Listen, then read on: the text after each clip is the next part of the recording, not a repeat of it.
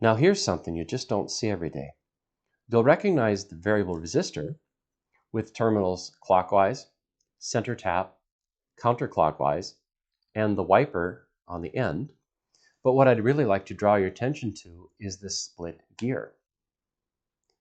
If we hold the top gear steady and then we move the bottom, we can see that it springs back like so. In fact, if you look very, very carefully, you can see one end of the spring here and the other right here. Now, why would you want to do that?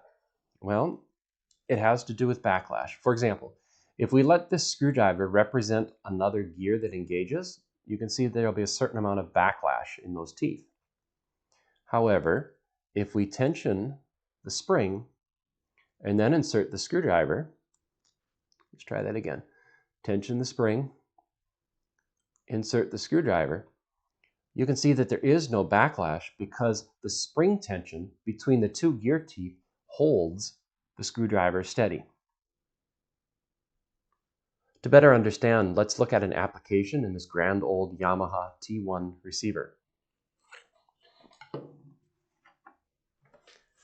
Let's zoom in on this variable tuning capacitor.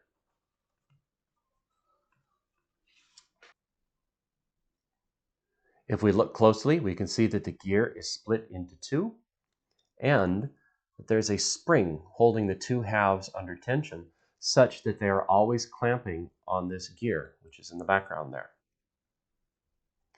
The result is that even the smallest changes in tuning are faithfully reproduced by the variable tuning capacitor. Again, no backlash, smooth tuning.